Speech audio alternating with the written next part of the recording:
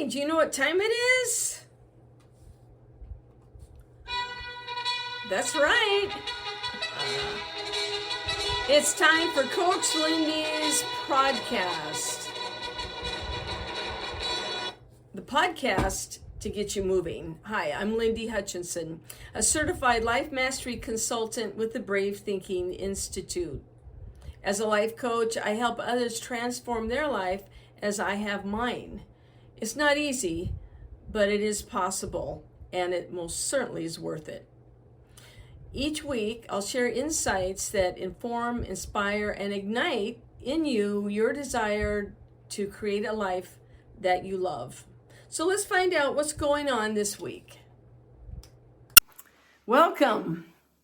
So if I said the name Van Gogh to you, what is the first name that you'd think of? Vincent, right?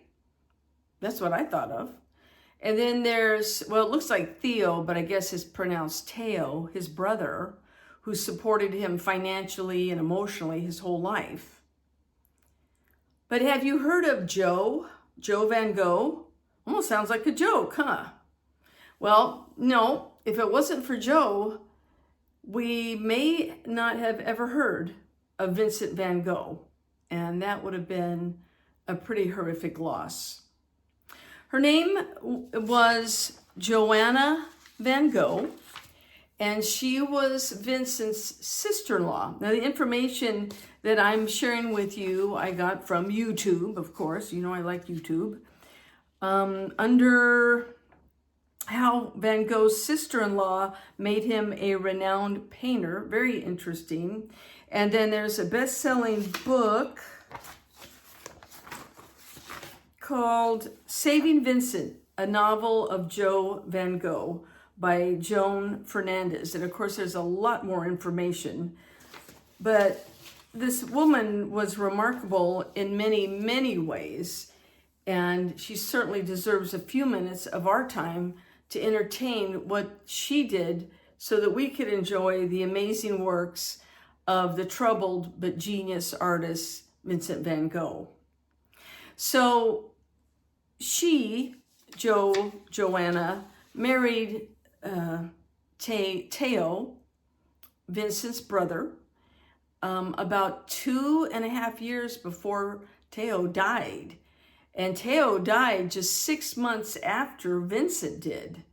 So this is a woman who has not been in the family very long. In fact, it says that when she got married, she was 27. So back in the 1800s, that was a very mature woman.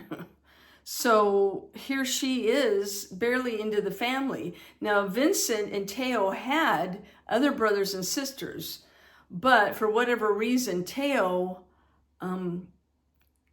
made it her job, his wife, Joanna, to be the custodian and the administrator of these paintings. And when Vincent died in 1890, and then Teo just 6 months later, she inherited over 400 pictures. Now, Vincent had only sold, it's been recorded, only 3 of his pictures in his lifetime.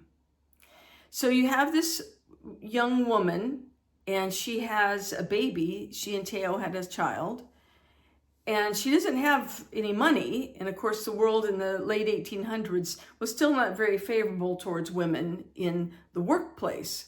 So she used her scruples, though. So we see that Joanna was a woman who was resourceful, loyal to the family, and very enterprising, because she and her husband they had owned an apartment in Paris. Well, she sold the apartment after his death, and she took 400 paintings with her to a village where she was able to create a boarding house situation so she could generate income. And she began to organize and market these paintings. Now, did she have a background in that? No. Apparently, she did have education. She was very learned, but she didn't come from privilege, and she had to use her scruples and her industriousness. And at one point, her brother, early on, not long after her husband's death, suggested that she destroy the paintings because they were, well, a picture for, imagine 400 paintings, that's a lot.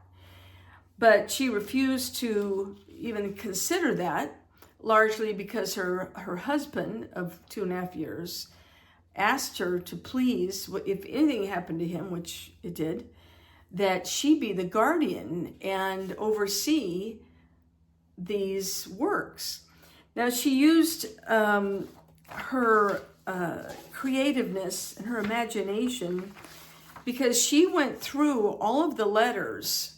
One of the things that's really amazing and why we know so much about Vincent van Gogh is because Theo and Vincent, brothers, wrote letters. When they weren't physically together, they wrote letters constantly. They were very detailed letters. And Vincent wrote pretty much about every painting that he created, why he painted it, why he used the colors, what kind of stuff was going on in his life. It's very interesting, and it adds another dimension to understanding the artist and the work that he created. So Gogh van Gogh utilized this background of information on these different paintings, and she created a rich tapestry of information and intrigue about Vincent van Gogh, who, when he died, he was an unknown. He was obscure.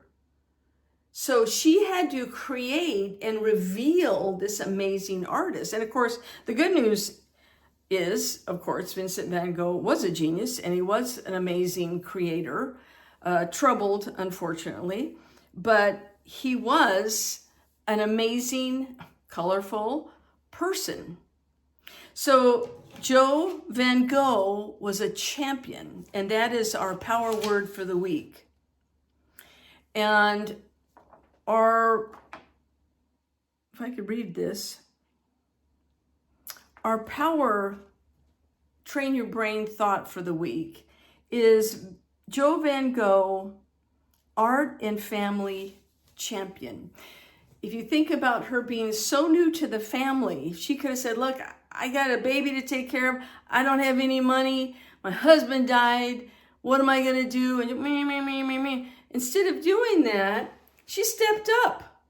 And unfortunately, she saw how talented Vincent was. Now, something I think is interesting, and if you go to, on YouTube, the How Van Gogh's sister-in-law made him a renowned painter, you will watch a video, it's very well done, on YouTube, how she was not only without money, she was educated, but she could have been overwhelmed because she had never handled art before to this level ever. And it could have been so easy for her to bow out or just say, look, I'm barely in the family and now my husband's dead, I'm out of here. But she didn't do that. She stepped up and she handled it, and she handled it very well. And largely because of her efforts, she created an empire. And now, today, of course, we know that Van Goghs go for millions and millions of dollars. And of course, it's amazing to listen to the stories about Van Gogh and hear about why he painted what he was painting, and how sadly, but interestingly enough, as he started to sink down into dementia, his paintings actually became even better. So we get to enjoy and appreciate an amazing man and what he was able to accomplish, but that credit goes to Gogh van Gogh. Look her up on YouTube or just Google her, Gogh van Gogh, Joanne van Gogh, and hear the amazing story about how she was able to take an obscure artist and create an empire so that all of us could enjoy his work. And something I thought was especially interesting is that she only met Vincent a couple of times. So in the 2.5 years that she was married to Teo, she only saw him a couple of times. It wasn't like they were bosom buddies. So this was quite a feat for a woman who was new to the family. So Joe Van Gogh, a champion of art, a champion of family values, someone who showed great ingenuity and appreciation for genius. And of course, the rest of the world supported that thought and has made Vincent van Gogh, unfortunately, he couldn't have enjoyed it in his life, but he has it today, and we get to have that privilege. So, from the Hey, That's Funny file, Robin Williams says, never pick a fight with an ugly person. They have nothing to lose. Thanks, Robin. All right, have a great week. We'll talk to you later. Keep creating a life that you love because you deserve it. Take care. Hey, thanks for joining me this week. I look forward to being with you every week. And if you'd like to get in touch with me, please email me at coachlindy@lindyhutchinson.com. My name is spelled L-Y-N-D-I, so it's Coach Lindy, L-Y-N-D-I, at Lindy Hutchinson, LYNDYHUTCHINSON.com. I value what your input is, and I'm always open up for suggestions and ideas. If you will like and or subscribe to this podcast, that would be wonderful. I appreciate it. And I enjoy anything that you might want to send in, or if you would like some more information about coaching, send me an email and I will get back with you, and we'll talk about how you can create your best life. Have a good week. We'll see you next time. Thanks. Bye-bye.